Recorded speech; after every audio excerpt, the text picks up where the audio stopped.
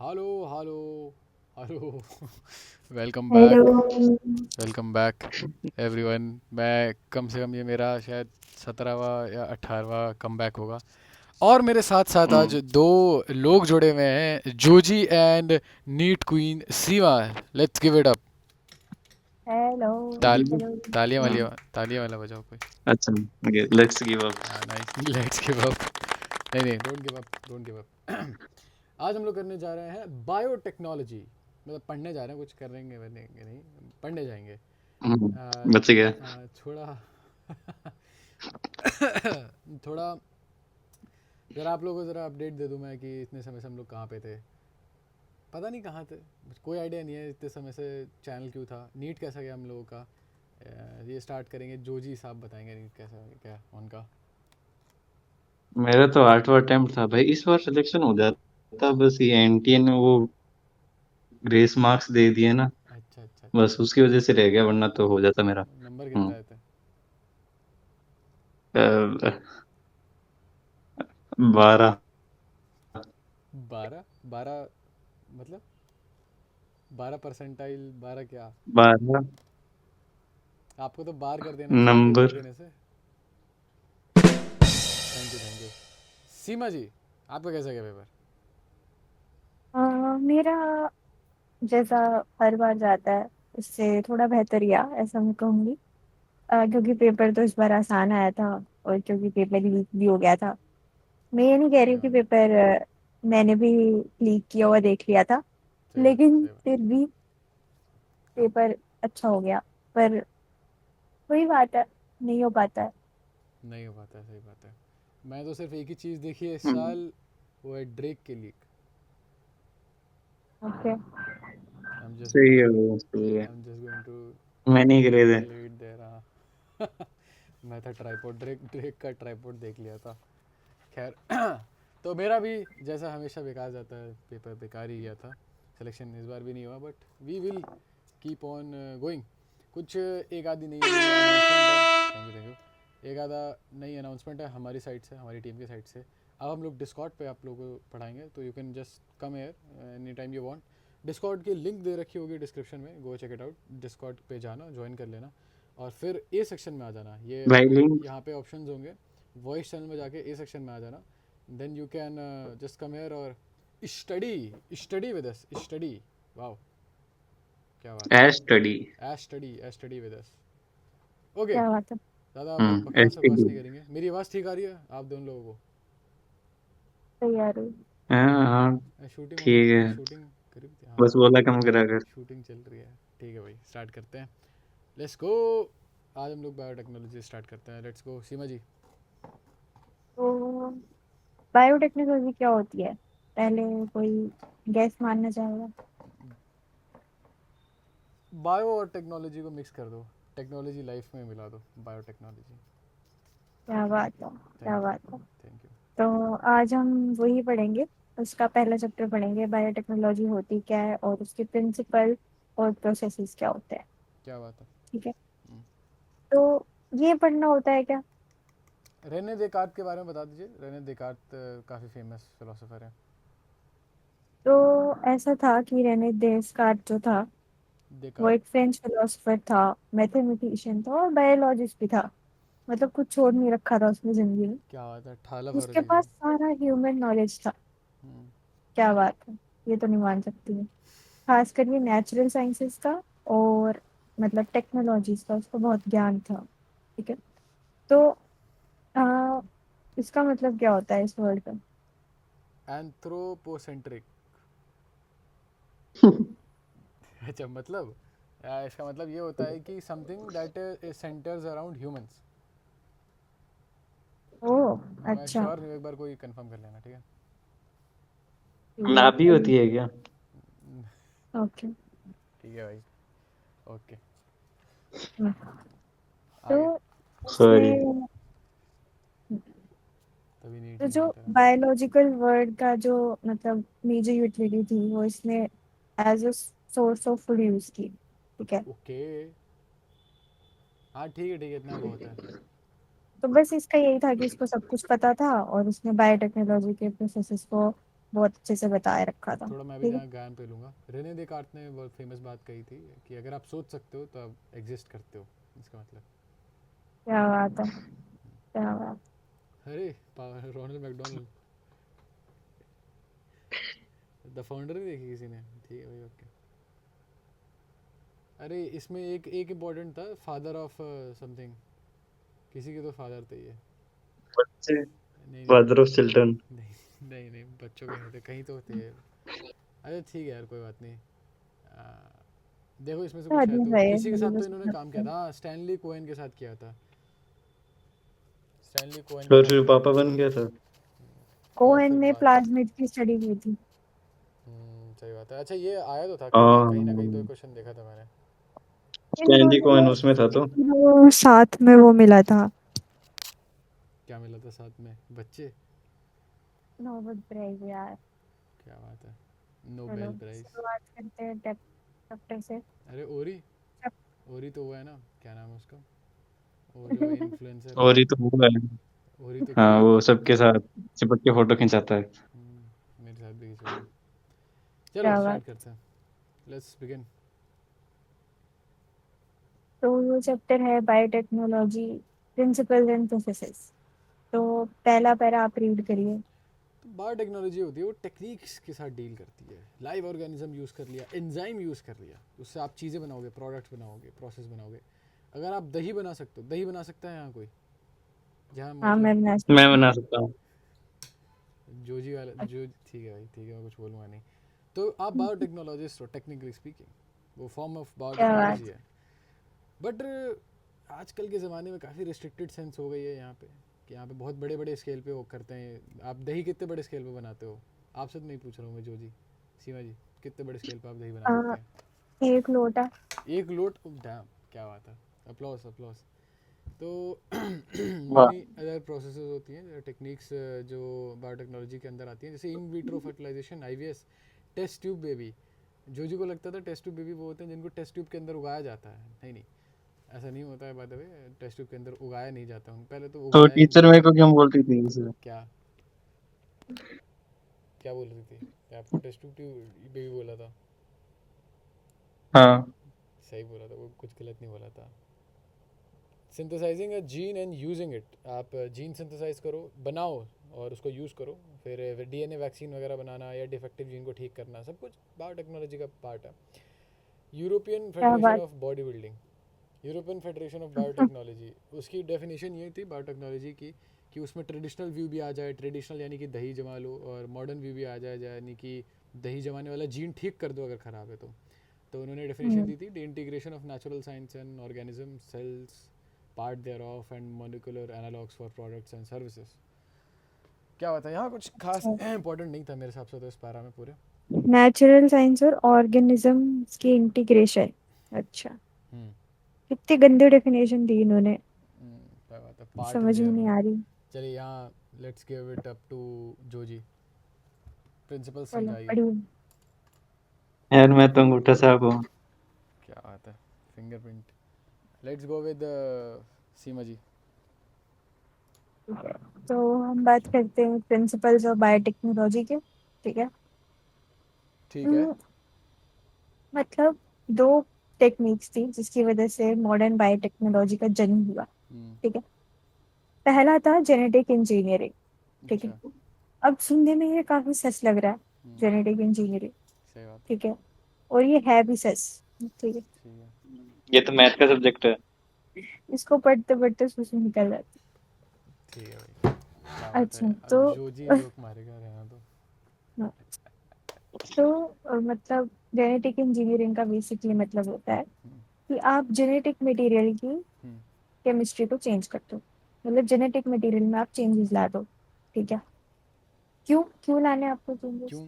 ताकि आप जिन ऑर्गेनिजम्स में आप चेंज ला रहे हो, जिनके डीएनए या आरएनए में, ठीक है, उनको होस्ट ऑर्गेनिजम्स में डाल सको। ठीक ओके। है, और फिर उनका फिनोटाइप बदल सको। हम्म, ठीक है, मतलब देखो कि उसमें क्या चेंजेस आ रहा है। ठीक है, मतलब वैसे तो मतलब अगर ऐसे पढ़े तो ये गंदा साउंड कर रहा है कि जैसे पता नहीं किसी को मोलेस्ट कर रहे हैं, पर ऐसा नहीं है। नो इट ये डजंट, मतलब बिल्कुल जैसे गंदा साउंड नहीं कर रहा, until you pointed it out, बिल्कुल गंदा साउंड नहीं कर रहा था। अरे लिखा तो है कि उसको होस्ट में डाल देते हैं और उसका फिनोटाइप चेंज कर देते हैं। मतलब ऐसा नहीं है कि बुरा नहीं हो सकता, बट इसका मोटिव जो है वो अच्छा ही है कि मतलब जैसे फिनोटाइप चेंज करना मतलब किसी बीमारी से बचा लेना उसको, किसी बीमारी से इम्यून कर देना, वैसे। ठीक है। अच्छा। दूसरी चीज आती है बायो प्रोसेस इंजीनियरिंग। ठीक है। हम्म। बायो प्रोसेस इंजीनियरिंग क्या है कि मेंटेनेंस ऑफ स्टेराइल, हम्म। मतलब कि आप स्टेराइल एम्बियंस बनाओ केमिकल इंजीनियरिंग में। ठीक है। ताकि आप सिर्फ और सिर्फ डिजायर्ड माइक्रोब ग्रो कर सको लार्ज क्वांटिटीज में, हम्म। ताकि आप एंटीबायोटिक्स, वैक्सीन और एंजाइम बना सको। बायो प्रोसेस का ये तो मतलब मेरे यही में है भी हो सकता है। कि क्या क्या हाँ। भाई? ये तो मेरे में भी हो सकता है। अच्छा। क्या आप में क्या अच्छा अच्छा। Maintenance of sterile. तेरा ही लेना। ठीक है भाई, स्टेराइल एम्बियंस। तो बायो प्रोसेस इंजीनियरिंग का मतलब यही है कि आप लार्ज स्केल पे डिजायर्ड माइक्रोब या यूकेरियोटिक सेल्स जो है वो ग्रो कर रहे हो, ताकि उनसे एंटीबायोटिक्स, वैक्सीन और एंजाइम्स बना सको। ठीक है। अच्छा चलिए एक सेकंड, अब मैंने जो कहा था वो आप समराइज़ करो, आपने जो कहा है वो मैं समराइज़ करता हूँ। ठीक है। आपने ये कहा था कि बायोटेक्नोलॉजी होती है जब मतलब हम लाइफ को, मतलब लाइफ के वो हम टेक्निकली देखते हैं, वैसे जैसे कि हम घर पे दही जमाते हैं हम्म। तो उसमें भी टेक्निकलिटी आती है। हम्म। ठीक है। हम्म। हम्म। और जैसे हम टेस्ट ट्यूब बेबी बनाते हैं, मतलब हम्म। बनाते नहीं है, हम नहीं बनाते, हम्म। हम्म। जो भी बनाता है मैं बनाता हूँ। वो बनाता है, तो वो भी बायोटेक्नोलॉजी में आता है क्योंकि वो लाइफ क्रिएट कर रहा है। ठीक है। सही बात है। तो ये वो बायोटेक्नोलॉजी है। ठीक। हम्म। और यूरोपियन ईएफपी, जो यूरोपियन फेडरेशन ऑफ बायोटेक्नोलॉजी थी, उसने डेफिनेशन भी दी थी एक बड़ी गंदी सी बायोटेक्नोलॉजी की, हम्म। कि बायोटेक्नोलॉजी जो है वो इंटीग्रेशन है हम्म। नेचुरल साइंसेस का और हम्म। टेक्नोलॉजी का, ताकि टेक्नोलॉजी वो तो नहीं थी ह्यूमन। दूसरी चीज़, नेचुरल साइंसेज, और दूसरी चीज़ क्या थी? टेक्नोलॉजी तो नहीं थी, ऑर्गेनिजम्स थी। मॉडर्न। ऑर्गेनिज्म थी शायद, मॉडर्न ऑर्गेनिजम्स। नेचुरल हाँ वही। Science and organisms and cells parts thereof, मतलब उनके पार्ट, और molecular analogue for products and services. वही मतलब चलो प्रिंसिपल बताओ। हाँ। अम, तो फिर आपने बता दी जेनेटिक इंजीनियरिंग जो है वो दो चीज़ों से बनी है, सॉरी माय बैड। बायोटेक्नोलॉजी जो है वो दो चीज़ों से बनी है, जिसमें से एक जेनेटिक इंजीनियरिंग है, जिसमें हम किसी चीज़ की जीन्स चेंज करते हैं, किसी भी चीज़ का, और फिर उसको हम्म। किसी और होस्ट में डालते हैं ताकि होस्ट के अंदर कुछ बदलाव आ जाए, कुछ बदलाव वगैरह आ जाए। स्टेरॉइड्स क्या बात है, फॉर एग्जांपल। क्या बात। और दूसरा जीन्स चेंज करते हैं। क्या चेंज करते हैं? जीन्स चेंज करते हैं। जी। अच्छा क्या बात है, ठीक। क्या बात है। आ, और दूसरा था, और एक तो ये हो गया जेनेटिक इंजीनियरिंग, और दूसरा क्या था? Hold up hold up hold up, मैं भूल गया। बायोटेक्नोलॉजी। नहीं, नहीं। बायोटेक्नोलॉजी तो नहीं था, याद नहीं है मेरे को। अरे मॉलिकुलर वो स्टेराइल एम्बियंस वगैरह था, देखना क्या था। हाँ, उसका बायोमेडिकल नाम है इंजीनियरिंग।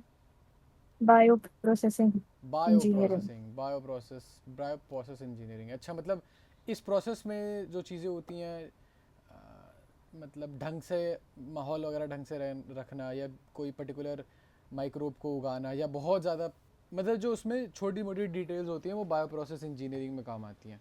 और जो मेन चीज़ होती है वो हम्म। बायोटेक्नोलॉजी की मेन चीज़ होती है, वो क्या होती है? क्या होती है वो?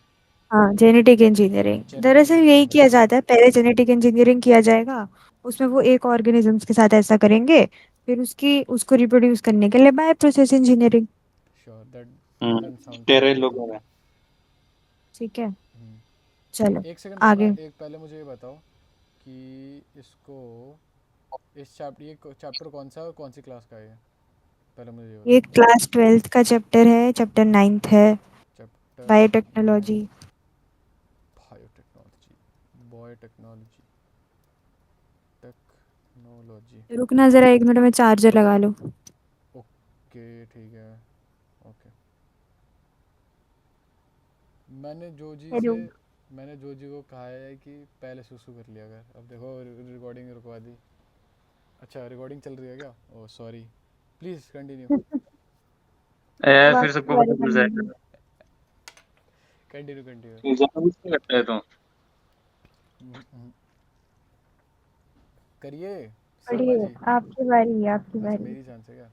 You probably appreciate the advantage of sexual reproduction, yes, over asexual reproduction. I don't know, man.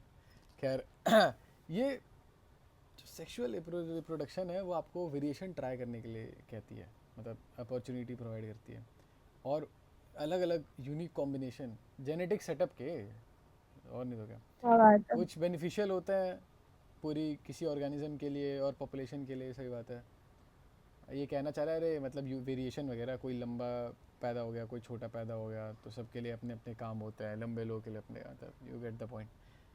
ये ठीक है भाई, सटायर था, आई डिडंट मीन इट, ठीक है। ए सेक्सुअल रिप्रोडक्शन जो होता है वो जेनेटिक इन्फॉर्मेशन प्रिजर्व तो करता है, मतलब सेम जीन्स सब कुछ सेम हो गया, उसमें जेनेटिक इन्फॉर्मेशन प्रिजर्व तो रहती है, ये बात है। बट अगर वो चीज़ काम की नहीं हुई तो प्रिजर्व करके करोगे क्या, ये भी सोचो। और आपका इन्वायरमेंट स्टेबल नहीं है, आपका इन्वायरमेंट कभी स्टेबल नहीं होता है, इन्वायरमेंट तो चेंज होता रहता है, if you know, you know.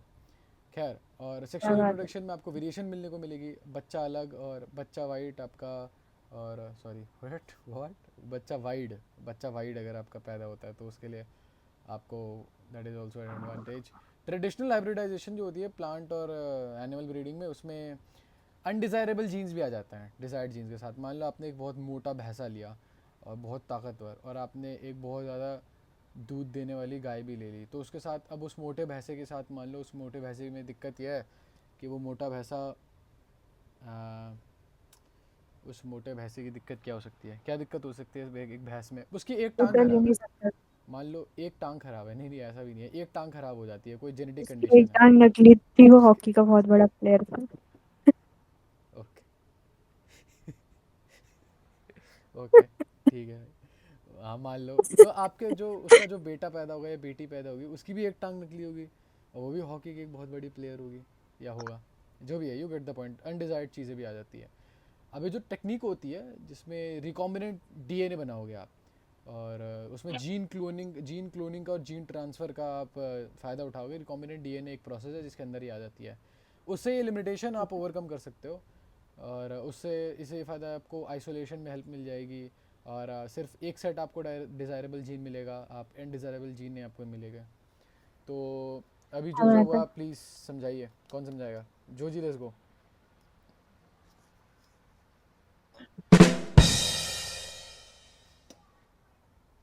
बैंगन। बैंगन, क्या बात है। Sound board, where is the sound board at. ठीक है, अरे साउंड बोर्ड नहीं खुल रहा इसका। समझ गए ना। समझ गया, बाकी सब लोग समझ गए। क्या बात है, प्लीज़ सीमा जी बताएंगी क्या हुआ अभी अभी।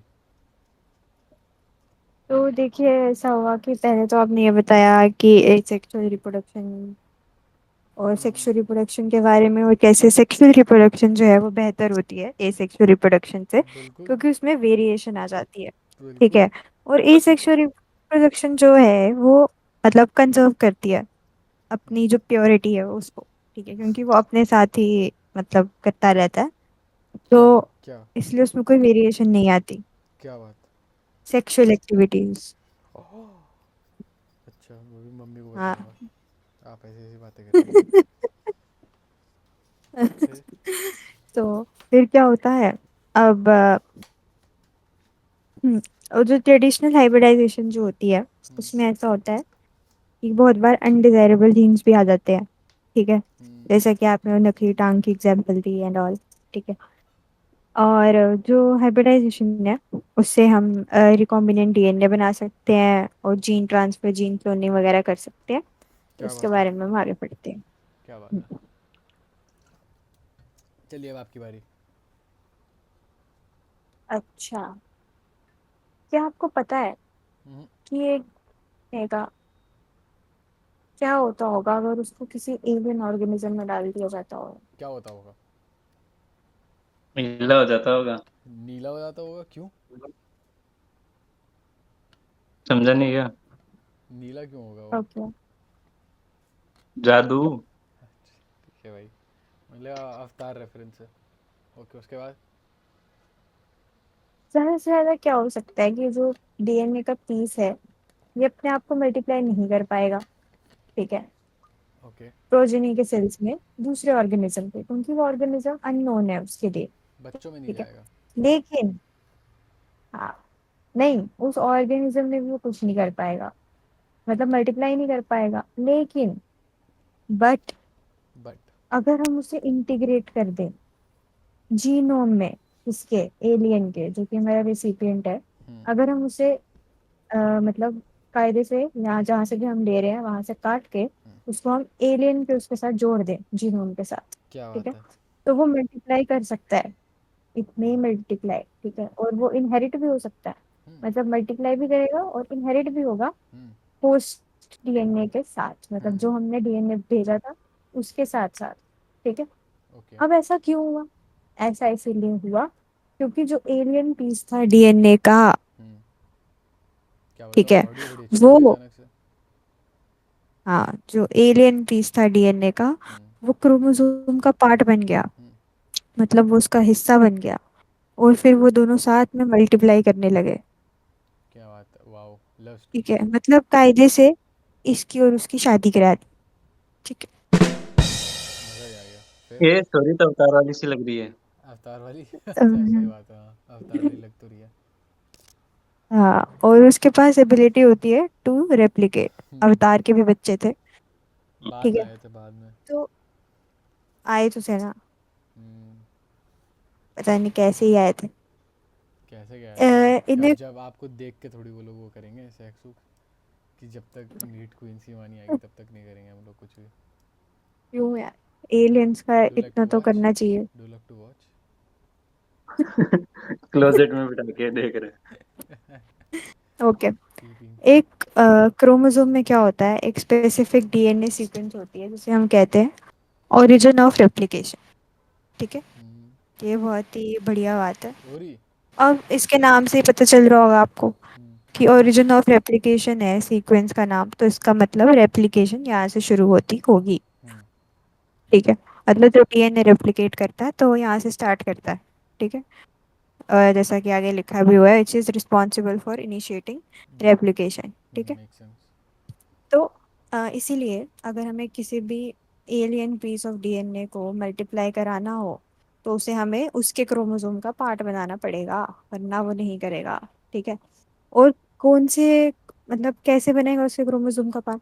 अगर हम उसकी, एलियन की ओरिजिन ऑफ रेप्लिकेशन साइट पे उसको डालेंगे, ठीक है, ताकि रेप्लिकेशन वहां से स्टार्ट हो और फिर वो डीएनए डिवाइड करे और फिर वो इनहेरिट भी हो जाए, ठीक है। सही बात, सही बात। हम्म। तो इसीलिए एक एलियन डीएनए को लिंक किया जाता है ओरिजिन ऑफ रेप्लिकेशन से, ताकि जो ये एलियन पीस ऑफ डीएनए है रेप्लिकेट कर सके, मल्टीप्लाई कर सके अपने आप को होस्ट ऑर्गेनिज्म के अंदर। अब इसे हम क्लोनिंग भी कह सकते हैं, ठीक है। ओके। क्यों? अब क्लोनिंग इसमें एलियन की नहीं हो रही है, ऐसा मैं सोचना कि एलियन एकदम सेम सेम वैसा बन के पैदा हो गया, नहीं, ऐसा नहीं हुआ। ऐसा हुआ कि जो डीएनए हमने डाला था एलियन में, ठीक है, वो जो रेप्लिकेट हुआ एलियन के अंदर, उसकी कॉपीज बन गई, इसलिए हम इसको क्लोनिंग कह रहे हैं, ओके। ठीक है। चलिए, सारी ऑडियंस को एक बार समझा देते हैं कि हुआ क्या क्या। आपके पास एक सेल है, इसमें आपने डाला तो foreign, that's my part, thank you. Foreign DNA. Wow nice, clapping, clapping कर दो भाई। तो आपके पास एक सेल है जिसमें आपने डाला foreign DNA. Let's make it circular. किसी कोई क्लैपिंग क्यों नहीं कर रहा है? जो जी, यार खोल साउंड ही बोर्ड नहीं खोलो। रहा मेरा साउंड बोर्ड ही क्या हिल रहा बात है, सीमा जी ने अपने लिए क्लैपिंग कर ली। तो क्या बात है, अब ये आपका नॉर्मल सेल धन्यवाद है, इसमें धन्यवाद। ये आपका सेल है, इसमें ये आपका प्लाज्मिड डीएनए, बैक्टीरियल सेल मान के चल रहा हूँ मैं, सर्कुलर इसका डीएनए है न्यूक्लियस आपका। एस जैसा क्यों है? इसका एस नहीं है ये, ठीक है। तो क्या हुआ, इसमें आपने एक एलियन डीएनए इंसर्ट किया। क्या होगा अब? आप 90 मिनट बाद आके देखोगे ये एलियन डीएनए रेप्लिकेट नहीं कर पाएगा। क्यों? क्योंकि इसके पास वो एंजाइम्स नहीं है, डीएनएज वगैरह नहीं है इसके पास, प्रमोटिंग फैक्टर वगैरह नहीं है, इसके पास वो सारी सुविधाएं नहीं है जो इसके पास है। क्यों भाई, इसका तो घर है, ये तो करेगा ही रेप्लिकेट, ये नहीं कर पाया। तो आप कुछ देर बाद आते हो, तो आपने दो कहा जने अच्छा, चाहिए होते हैं।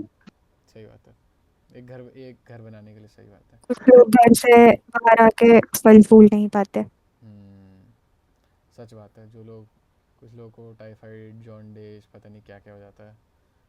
और ये आपका प्लाज्मिड है, ये आपका प्लाज्मिड है, ये आपका प्लाज्मिड है, वो एक अब मान लो ये इसका क्या बात है। ओरिजिन ऑफ रेप्लिकेशन है। यहाँ पे आपने एक खच्चा मार दिया तो ये खची खची, क्या बात, नाइस, यहाँ कट लग गए यहाँ पे, और क्या फिर बात है। यहाँ पे ओरिजिन ऑफ रेप्लिकेशन पे आपने ये चिपका दिया। अब इसके पास जो ये लीच आदमी है, पैरासिटिक आदमी है, इसने देखा कि वाओ ये रेप्लिकेट कर सकता है, इसके साथ जाके चिपक जाता हूँ मैं, इसके साथ एसोसिएशन बना लेता हूँ मैं भी रेप्लिकेट कर पाऊँगा। ये प्लाज्मिड से एक और प्लाज्मिड बना, फिर एक और प्लाज्मिड बना, ऐसा ही सेम प्लाज्मिड, ऐसा एक सेम प्लाज्मिड बना दिया इसने। क्लोनिंग ये हो गई, क्लोनिंग हमारी, ऐसे बहुत सारे प्लाज्मिड बन गए। क्यों? अरे यार ये छूट गया, सॉरी, क्या बात है। एलियन डीएनए छूट गया था हमारा, माय बैड। ये देखो, तो ये इन्होंने समझाया अभी अभी। क्या सब लोगों को बात समझ में आ गई? आगे बढ़ते हैं। बिल्कुल बढ़िया। सब लोग ऐसे कह रहे हैं जैसे सब 16 लोग कौन है, 3 तो मैं जने मैं हैं। वही कह रहा, सब लोग ऐसे बोला मैंने जैसे 16 लोग यहाँ बैठे हुए हैं। अच्छा चलो बाय द नेक्स्ट आपकी बारी। अच्छा हम लोग बिजी इसलिए भी थे क्योंकि हम लोग कॉलेज की पढ़ाई में लग गए थे थोड़ा बहुत। कॉलेज की पढ़ाई बहुत अच्छे से करी थी जोजी ने, बट जोजी के साथ सेक्स हो गया और पता भी नहीं चला। हाँ, चलिए लेट अस कब हुआ? फोकस। हाँ पता भी, वही तो कह रहा हूँ, पता ही नहीं चला। अभी आपको गोनरिया सिम्टम्स आप सब अरे सर्च करोगे, यार, जब आप सर्च करोगे गोनरिया सिम्टम्स तो आपको पता चलेगा अच्छे से। ओके, यार उनसे तो आर्टिफिशियल मोटे हो रही है। आर्टिफिशियल रिकॉम्बिनेंट डीएनए मॉलिक्यूल की अगर बात करी जाए, होल्ड अप मेरे को ज़रा इंपॉर्टेंट काम अचानक से आ गया। आप क्यों आए हो?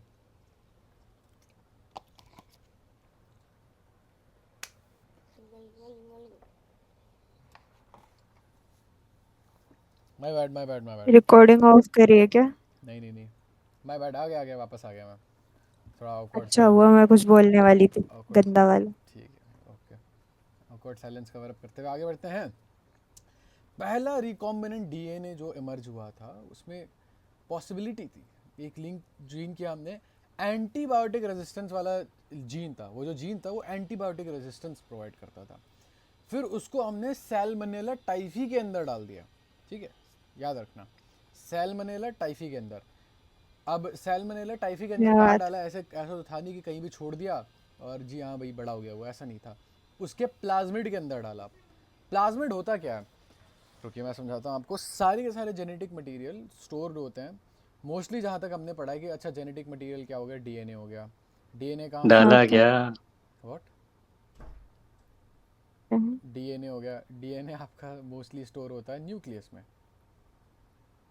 बट हमेशा ऐसा नहीं होता। प्रोकैरियोट सेल में एक आपके पास प्लाज्मिड करके भी एक चीज़ होती है जहाँ पे आप अपना जेनेटिक मटेरियल स्टोर वगैरह करते हो। ये रहा आपका plasmid. I hope you don't have an issue with this plasmid. तो ये आपका प्लाज्मिड ना इंडिपेंडेंटली रेप्लिकेट करता है, ये 102 आराम से बन जाता है। इसको न्यूक्लियस से कोई खास मतलब नहीं होता, न्यूक्लियस न्यूक्लियोइड से कोई खास मतलब नहीं होता। ये 102 2 से 3 इसको जैसा बनाना होगा अपने हिसाब से बनाएगा ये, no issues no problems with that. Now अब बात ये रखी गई है कि सैल्मोनेला टाइफी जो है, सैल्मोनेला टाइफी क्या करता है? किसी को पता है क्या यहाँ पे? सैल्मोनेला टाइफी कौन सी बीमारी कॉज करता है बताओ? ये कमेंट सेक्शन में, टाइफाइड। अच्छा कमेंट मैं ऑडियंस को देने वाला था, चलो ठीक है। सैल्मोनेला टाइफी के प्लाज्मिड के अंदर हमने एक एंटीबैक्टीरियल रेजिस्टेंस दे दिया। अब ये ना अब टाइफाइड अगर आपको हो गया और आपने अगर ये वाला जीन इंट्रोड्यूस करवा लिया अपने सैल्मोनेला टाइफी में, तो उसके बाद आप दवाई ले लो, एंटीबायोटिक्स ले लो, तब भी कुछ नहीं होगा, तब भी आपकी ऐसी तैसी हो ही जानी है। और ये काम किया था स्टैनली कोएन और हर्बर्ट बॉयर ने, कंप्लीट किया था 1972 में। एंटीबायोटिक रेजिस्टेंट जीन निकाला था डीएनए से, और ठीक है एंटीबायोटिक रेजिस्टेंस के लिए रिस्पॉन्सिबल था। उसके बाद जीन को निकाला कैसे था, कैसे निकाला था भाई, कैसे कटिंग करी थी, लेट्स गो। ये हमने किया था कैंची से। रिस्ट्रिक्शन, सही बात है, मॉलिक्यूलर कैंची से, जिसका नाम रखा है रेस्ट्रिक्शन एंजाइम से। उन्होंने डीएनए को बड़ी पर्टिकुलर जगह से काटा था और फिर फिर क्या उसको बात। प्लाज्मिड डीएनए में चिपका दिया। अब इन प्लाज्मिड डीएनए को, जो प्लाज्मिड डीएनए है ना, उसको वेक्टर बोलोगे। वेक्टर क्यों बोलोगे? क्योंकि आपका जीन कैरी कर रहा है ये एंटीबायोटिक रेजिस्टेंस वाला जीन कैरी करता है ये आपके उसमें, क्या बोलते हैं उसको, और वेक्टर वो क्योंकि एक्स नहीं, एक्सिस क्या होते हैं। वेक्टर क्या होता है, क्या अरे होता है? वेक्टर तो वो वेक्टर होता है तो ना जो बीमारी कैरी करता है, अरे वेक्टर तो ये तो, जीन कैरी करता होगा। वेक्टर वेक्टर कुछ भी ऐसी चीज़ होती है जो चीज़ें कैरी करते हैं, जैसे कि मिनियंस देखे किसी ने? बनाना। देखिए इसका मतलब मिनियंस के विलन में होता है ना वेक्टर। हाँ, अरे वेक्टर नाम हमारे होता है अरे उसका। हमारे एक कॉलेज में लड़का था, उसका नाम था बेक्टर, सरनेम था उसका हम्म। Bector. Shout out to my भाई बेक्टर। उसने कॉलेज अपग्रेड कर लिया तो उसको शायद देशबंधु मिल गया था। नहीं नहीं, एक सेकंड, अपग्रेड करके देशबंधु नहीं मिलेगा। अपग्रेड करके नहीं नहीं देश बंधु कैसे नहीं नहीं, दिखे। एक सेकंड, कोई अपने कॉलेज का नाम नहीं बोलेगा, रुको। कोई और कॉलेज मिला था उसको, अपग्रेड किया था उसने। अब तुम लोग फिगर आउट करोगे कॉलेज कौन सा आत्माराम। है। नहीं, अब तुम लोग बैठ के फिगर आउट करोगे कॉलेज कौन सा है। तो देशबंधु नहीं, अरे कौन सा है वो, डी से ही है वो, चलो छोड़ो। अरे शायद रामजस में वो था। होगा। डीयू। डी कह रहा डी यू। ठीक है भाई, ओके। तो इन प्लाज्मेट को वेक्टर की तरह काम करते हैं। थोड़ा सा जूम कर देना सीमा जी। अब इन्होंने एग्जाम्पल दिया है, काफ़ी उम्र बड़ा हो अच्छा गई है, एग्जाम्पल दिया है वो कि भी चीजें मॉस्कीटो दिखाई जो नहीं होता देती। है, मॉस्कीटो भी एज अ वेक्टर काम करता है। वो बीमारी कैरी करता है, मलेरियल पैरासाइट कैरी करता है ह्यूमन बॉडी के अंदर, समझ रहे हो? इसी सेम तरीके से एक प्लाज्मिड जो होगा वो एक एलियन पीस ऑफ डीएनए समझ या गए जीन। समझ गए। हाँ, और यहाँ पे और कुछ तो नहीं लग रहा है मेरे को। दिस मेक्स ये एक नया कॉम्बिनेशन बनाता है। अब ये अच्छा, ये बात अभी नया डीएनए बन गया, समझ रहे हो, नया डीएनए बन गया। और इन विट्रो यानी कि लेबोरेटरी में किया है, और इसको रिकॉम्बिनेंट डीएनए बोलोगे। अगर इस डीएनए को इकोलाई में ट्रांसफ़र कर दिया जाए, जो कि इकोलाई सैल्मोनेला टाइफस जैसा दिखता होगा, इसको आप रेप्लिकेट भी कर सकते हो। ठीक है, सैल्मोनेला में तो आप रेप्लिकेट नहीं कर पाओगे, बस अपने बच्चों में पास कर पाओगे। इकोलाई में आप इस बैक्टीरिया को रेप्लिकेट भी कर सकते हो डीएनए पॉलीमरेज से। पॉली मतलब मल्टीपल, जब भी कहीं भी आर ए एस आ जाता है या एज आ जाता है तो वो एंजाइम हो जाता है। तो डीएनए पॉलीमरेज हो गया कोई भी चीज़, मतलब उसको मल्टीपल टाइम्स बढ़ाने के लिए, समझिए, मल्टीपल कॉपीज बनाने के लिए। तो इसको कहते हैं क्लोनिंग। और इस चीज़ को हमने, इस पूरे प्रोसेस को कह रहे हैं cloning of antibiotic resistance gene in E coli. अब जल्दी से मैं इसका कार्ड बना देता हूँ और सीमा जी आपको एक बारी समराइज़ करेंगे कि हमने क्या क्या किया ये। एक बारी बताओ, मतलब इसमें कौन सा कार्ड बनाना है, फिल इन द ब्लैंक्स। सीमा जी और जोजी, जोजी जी।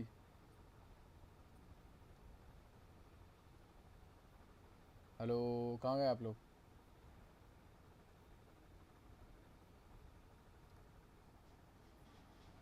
मेरे को सॉल्व करती हूँ।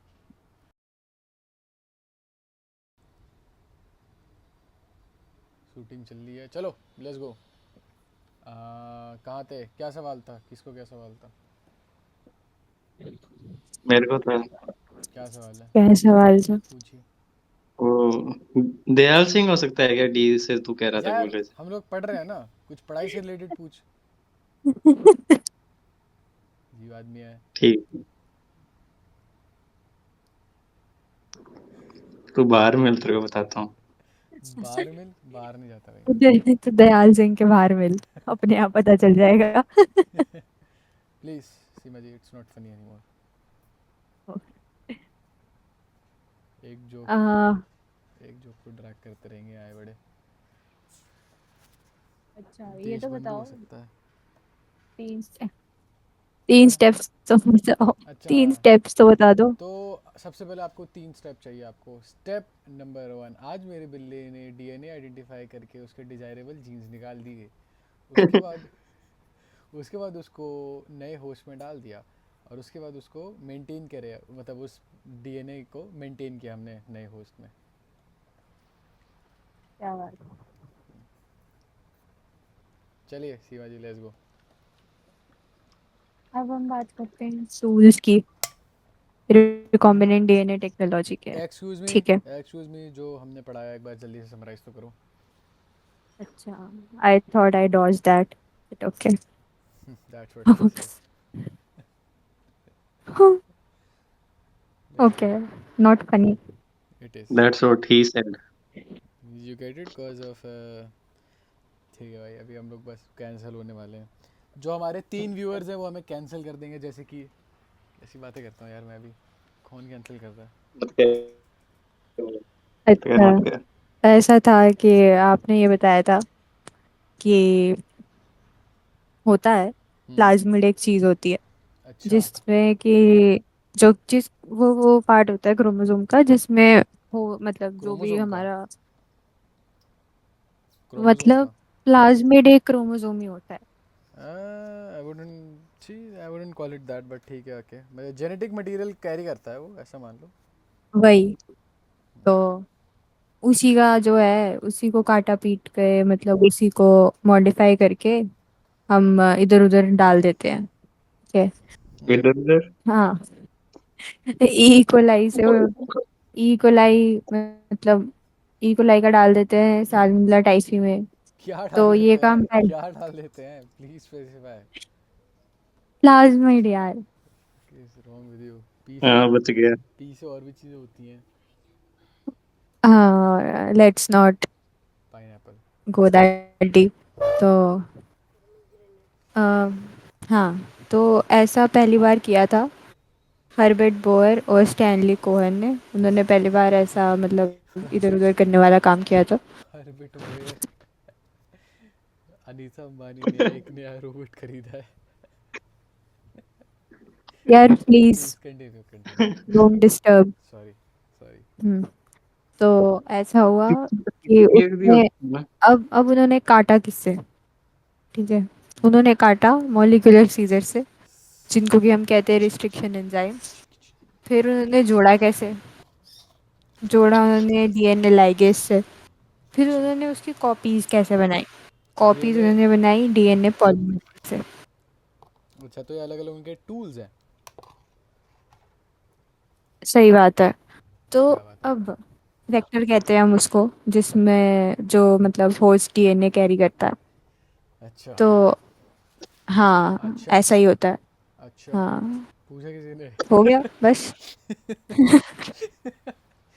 खुद ही। मत करो, ठीक है। सॉरी, खुद ही पूछा था पढ़ मैंने। लो। खुद ही पूछा था मैंने। मौज मस्ती नहीं रुकनी चाहिए, ये सब। एक्चुअली ये सब कोपिंग मैकेनिज्म है, जो अभी हम लोग 2-3 साल से नीट फेल कर रहे हैं, उसका कोपिंग मैकेनिज्म है ये, जो ऐसे बाहर निकल के आ रहा है। हम्म। चलिए, tools of recombinant DNA technology, over to Seema ji. एक सेकंड, एक सेकंड, एक सेकंड, कुछ डाउट है अच्छा, क्या? जो जी, कुछ डाउट है? पी से पीजीडीएवी भी तो हो सकता है। पी से तो था भी नहीं, डी से था। Please continue. सारा से। दारा सिंह अच्छा। तो कॉलेज के नाम नहीं है। इग्नोरिंग दीज टू गाइस, हम लोग आगे बढ़ते हैं। Tools of recombinant DNA technology. पता है जो आवाज़ कट हमारी रही अब है, तक हल्की की हल्की आवाज़ बहुत डिस्कशन। ज़्यादा दब गई अचानक से। आवाज कम हो गई। जैसे हाँ, तुम मुझे ये। लोगों ने दबा रखी है मेरी आवाज। ठीक है, ठीक है, अभी फेमिनिस्ट बनने की ज़रूरत नहीं है, ठीक है, ओके। Please continue. हाँ हाँ, मैं भी हाँ, फेमिनिस्ट हूँ। मैंने ने व्हाट द फक। अबे यार रुक जाओ। सही बात है। कही है ना, मेरे दे दम करके बात किया कर। बेकार लोग हो तुम लोग। Please continue. ओके, तो Dick. Tools of recombinant DNA. ठीक है। Recombinant Dick. तो ऐसा होता है कि अभी तक जो हमने डिस्कशन की, ठीक है, डी जेनेटिक इंजीनियरिंग के बारे में या रिकॉम्बिनेंट डीएनए टेक्नोलॉजी के बारे में, वो कुछ की टूल से की जा सकती है, जिससे कि हमारे पास restriction enzyme, polymerases, ligases, vectors और होस्ट ऑर्गेनिज्म, जिसके बारे में हमने ऊपर शॉर्ट में बात की। अब हम उनके बारे में डिटेल में बात करेंगे। तो सबसे पहला है रिस्ट्रिक्शन एंजाइम्स। ओके। 1963 में ऐसा हुआ था कि जो दो एंजाइम रिस्पॉन्सिबल थे, मतलब बैक्टीरियोफाज की ग्रोथ को रिस्ट्रिक्ट करते थे वो, ठीक है, को मतलब ई कोलाई में वायरस को ग्रो नहीं करने देते थे। ठीक है। तो अब साइंटिस्ट को वो काम के लगे, क्योंकि वो वायरस को ग्रो नहीं करने दे रहे थे, क्योंकि वो ई कोलाई के लिए हेल्पफुल थे। तो साइंटिस्ट ने उन दो एंजाइम्स को आइसोलेट कर लिया। ओके। ठीक है। एंजाइम्स को तो आइसोलेट कर लिया या उनके जीन को आइसोलेट किया था? अच्छा, एंजाइम्स, एंजाइम्स को, ओके, वो ओके। वो जीन, हाँ हाँ। बैक्टीरियो तो फेज क्या होता है, बता दिएगा अम, सब लोगों को?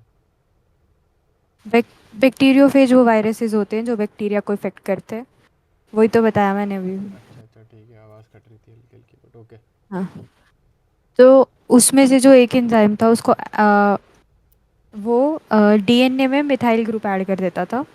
ठीक है, मतलब दो एंजाइम्स थे, उसमें से एक डीएनए में मिथाइल ग्रुप ऐड कर देता था और दूसरा डीएनए को काट देता था। अभी किसके डीएनए की बात कर रहा है?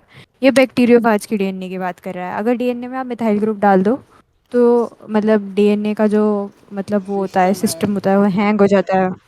हाँ, अच्छा, वर्ड चुरा और लिया जो मैंने। दूसरा होता है उसने डीएनए को काट दिया, और अगर डीएनए को काट दो तो जाहिर सी बात है, तो मतलब बैक्टीरियोफाज जो है वो ग्रो नहीं कर पाएगा। ठीक है, ओके। तो इनको हमें इन्होंने बाद में इनको नाम दिया गया था रिस्ट्रिक्शन एंडोन्यूक्लिएजेस। ठीक है। अंडो अंडो काट दिए उन लोगों के। ठीक है, क्योंकि ये न्यूक्लियस के अंदर ही काम करते थे तो इनको एंडोन्यूक्लियस कहा गया था। जी। अ, जो पहला रिस्ट्रिक्शन एंडोन्यूक्लियस जो डिस्कवर किया गया था वो था हिंद 2। हिंद, ठीक जय है, हिंद। जिसकी इंडियन में बता। जय हिंद। अ, एक्चुअली ये हाइंड है, ये एक्चुअली इंडियन नहीं, में नहीं है। एक्चुअली ये नाम बैक्टीरिया पे दिया गया है। आगे बढ़ते अच्छा, हैं। जहाँ तक मुझे आता तो है जो इंडियन जो था। फीलिंग प्राउड इंडियन आर्मी, इसका कुछ इंडिया से शायद लेना देना नहीं था। मैं इसके नाम में देखा तो था मैंने, इसका कुछ नहीं था लेना देना नाम। अच्छा खैर हो कंटिन्यू। सकता है क्योंकि जो इनका नाम होता है ना रिस्ट्रिक्शन एंडोन्यूक्लियस का, आगे वही पढ़ेंगे। नोमेनक्लेचर होता वो है। नॉमेनक्लेचर आता है तो वो उसमें बैक्टीरिया का नाम होता है और आगे मतलब कब आइसोलेट किया था वो आता है। हम्म। तो जो हिंद 2 था उसकी फंक्शनिंग जो थी हम्म। वो एक स्पेसिफिक डीएनए न्यूक्लियोटाइड सीक्वेंस पे डिपेंड करती थी। ठीक है। ओके। हम्म, और जी। वो जो थी वो डीएनए सीक्वेंस 5 साल बाद पाई गई थी, मतलब एंडोन्यूक्लियस के डिस्कवर होने के 5 साल बाद वो डीएनए सीक्वेंस पाई गई थी। ठीक ओके। है, अब ये पाया गया कि जो हिंद 2 था वो डीएनए को हमेशा स्पेसिफिक पॉइंट्स पे ही काटता था, उनको रिकॉग्नाइज करके, और सीक्वेंस काटता था 6 बेस पेयर्स की। मतलब ऐसा नहीं कि अनशन कहीं से भी काट दिया, कोई भी बेस काट दिया, ऐसा नहीं था। वो रिकॉग्नाइज करता था जो पर्टिकुलर स्पेसिफिक सीक्वेंस है वही 6 बेस पेयर काट की उसकी सीक्वेंस थी। तो ये स्पेसिफिक सीक्वेंस, बेस सीक्वेंस जो होती है, इसे हम रिकॉग्निशन सीक्वेंस कहते हैं हिंद 2 के लिए। ठीक है, मतलब ऐसे रिस्ट्रिक्शन एंडोन्यूक्लियसिस की स्पेसिफिक रिकॉग्निशन सीक्वेंस हो सकती है। ठीक है, अच्छा। और ओके। आज आज के टाइम में हमें हिंद 2 के अलावा ज़्यादा 900 रिस्ट्रिक्शन एंजाइम्स पता है, जिनको कि कम से कम 230 स्ट्रेन्स ऑफ बैक्टीरिया से आइसोलेट किया गया है, और उनकी डिफरेंट रिकॉग्निशन सीक्वेंसेस हैं। ठीक है, तो अब उसी बात पे आते हैं कि इनको नाम कैसे दिया जाता है। हिंद 2 जैसे इसका नाम है, पहले ऊपर वाली तो चीज़ वैसे ही एक अभी हम बारी देखते जल्दी हैं से कि समराइज कर देता हूँ मैं, ठीक है, जो वहाँ तक है, क्योंकि ये थोड़ा इंपॉर्टेंट सा टॉपिक है ना, नोमेनक्लेचर। तो ऊपर वाली चीज़ क्लियर क्लियर होनी चाहिए, ऊपर वाला इसको। अच्छा ठीक है ठीक है ठीक है, ओके। तो हमने बेसिकली दो चीज़ों के बारे में पढ़ा यहाँ पे। रिस्ट्रिक्शन एंजाइम्स मेन टॉपिक है, उसके अंदर रिस्ट्रिक्शन ओके, एंडोन्यूक्लियस आता है। हाँ, रिस्ट्रिक्शन कंटिन्यू। तो रिस्ट्रिक्शन एंडोन्यूक्लियस सीजर है। अब ये ना सीजर थोड़ी यूनिक टाइप की है। हमारी सीजर कोई भी पेपर काट सकती है, बट यहाँ पे जो सीजर होती हैं ये बहुत ही पर्टिकुलर चीज़ों को काटती हैं। ये ना रिकग्नाइज करके काटती है। अब ये क्या रिकग्नाइज करेगी? Nucleotide sequence. न्यूक्लियोटाइड सीक्वेंस होता क्या है? मान लो कि guanine, adenine, thymine, thymine, adenine, cytosine, मान लो कि ऐसा कोई न्यूक्लियोटाइड सीक्वेंस हुआ आपका। ये इन सबको न्यूक्लियोटाइड्स बोलते हैं, जैसा कि आपको पता होगा। नहीं भी पता तो मैं बता देता हूँ, ये न्यूक्लियोटाइड्स होता है। इसे ये जहाँ दिखा वहाँ इसने कट लगा दिया। अब मुझे ये नहीं पता इसने यहाँ कट लगाया कि यहाँ कट लगाया, ये इसको ओवरऑल ही निकाल दिया। इसमें थोड़ा मुझे हमेशा से कन्फ्यूजन रही है कि कभी किसी ने क्लियर भी नहीं करी है, कर देना क्लियर। तो इस पर्टिकुलर सीक्वेंस पे काटने को हम, दोनों साइड कट लगाता है। Okay thank you. हाँ, तो दोनों साइड लगाता होगा, इधर भी कट लगाया उधर भी कट लगाया, इसे निकाल दिया। अब जो हमारा प्लाज्मिड था वो खुल गया, इस साइड से खुल गया। मान लो ये प्लाज्मिड है और यहाँ पे ये सीक्वेंस था, हल्का सा सीक्वेंस काट दिया तो वो खुल गया प्लाज्मिड हमारा। खैर, इसको कहते हैं रिस्ट्रिक्शन एंडोन्यूक्लियेज, और इसका एग्जांपल हिंद 2 था। हिंद या हाइंड जैसा भी आपको बोलना हो, इसे हिंद बोलते हैं। इसे हिंद 2 था पहला जो सीक्वेंस हुआ था। अब ये किस बेसिस पे नाम दिया गया है? क्या ये हिंदुस्तान में पाया गया था? नहीं, इसका एक नोमेनक्लेचर है। अब हम नोमेनक्लेचर पढ़ लेते हैं। एक और चीज़ थी, मैं भूल गया हूँ कुछ और, एक और चीज़ बताई थी उन्होंने। मैं शायद बताना भूल रहा हूँ। ऊपर जाना ज़रा सीमा जी। ये बताई थी। हाँ बताओ। डेडम की बात कर रहा अरे था नहीं, उसके बाद तुम, रिकग्निशन सीक्वेंस। अच्छा हाँ, वो बताया था। रिकग्निशन सीक्वेंस पे काटा जाता है, और वो पर्टिकुलर रिकग्निशन सीक्वेंस जो है, रिकग्निशन सीक्वेंस इसी को बोलते हैं जहाँ से वो काटा पीटी लगाएगा। और एक और जो इम्पोर्टेंट बात थी ऊपर आवाज कि कट रही है। हेलो हेलो हेलो, अब क्लियर आ रही है क्या? ये जो बहुत लैग कर रहा है आपका ये जो भी है। और आपको हमारी आवाज शायद बहुत लेट आ रही है। नहीं, मुझे तुम्हारी आवाज़ तो बिल्कुल सही आ रही है एकदम परफेक्टली। और मेरी आवाज़ अगर ढीले जा रही है, तुम्हें ढीले जा रही है, तो कोई इशू नहीं है, वो उसमें बस थोड़ा प्रोडक्शन इशू आएगा, वरना ऑडियंस को तो बिल्कुल ऐसे कंटेंट क्या, रहेगा। हमको नहीं पढ़ना क्या? अच्छा ठीक है, बताइए ज़रा चैप्टर का नाम बताओ जो पढ़ रहा है, और सब्जेक्ट। बैंगन। ठीक है, बता दे, पेज नंबर 165। पेज नंबर 165 है तो कुछ भी स्पेसिफाई नहीं हुआ है, तो बिल्कुल भी स्पेसिफिक नहीं था। खैर, तो ई कोलाई के अंदर हमारे तो पास, तेरे को पता नहीं है कौन सा पेज पे कौन सा चैप्टर है नहीं मेरे को क्यों क्या? पता होगा ये। ई कोलाई, ई कोली, ई ढूंढने कोली। अरे यार ये मेरा सच में लैग कर रहा है, एक्चुअली नेट का इशू है मेरा। तो सब्सक्राइब करो, और जल्दी से नेट इम्प्रूव करेंगे हम लोग। बेटर वाईफाई कनेक्शन लगाएंगे।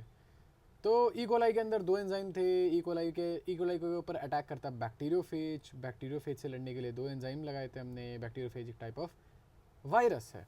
बैक्टीरियोफेज के लड़ने के लिए दो एंजाइम लगाए थे। अब वो दो एंजाइम क्या करते हैं, एक तो इसके एक तो इसके जो डीएनए होता है उसको, बेहद ज्यादा लैग कर रही है आपका जो भी है ये। Due to some technical issues, ये देखो ये सीपीयू पर अचानक से 10-11% जो भी है हम लोग यहाँ पे ख़त्म कर रहे हैं। नोमेनक्लेचर हम लोग नेक्स्ट वीडियो से करेंगे, so keep waiting next video से। और मैं एक और ओपन इनविटेशन देना चाहूँगा आप लोगों को, हमारे साथ पढ़ लो, ठीक है? डिस्कॉर्ड पर आ जाया करो, मैं तुम्हें बता दूँगा हम लोग क्या पढ़ने वाले हैं। ए सेक्शन वाले वॉइस चैनल पे आ जाना, साथ में पढ़ लेंगे, सब लोग पढ़ लेंगे। जिससे आना है, अभी के लिए मैं ओपन रख रहा हूँ इसे, बाकी आगे चल के इसे मैं क्लोज़ कर दूँगा। मतलब मतलब जो लोग पढ़ा रहे हैं उनके अलावा पढ़ने वाले एक या दो लोग ही रखूँगा, बट अभी के लिए ओपन है। तो come study with us, and huge shout out to Bhavya. Bhavya scored very well, proud of you Bhavya भाई। Again lots of love from where, from a couple of losers. चलो भाई, बाय बाय।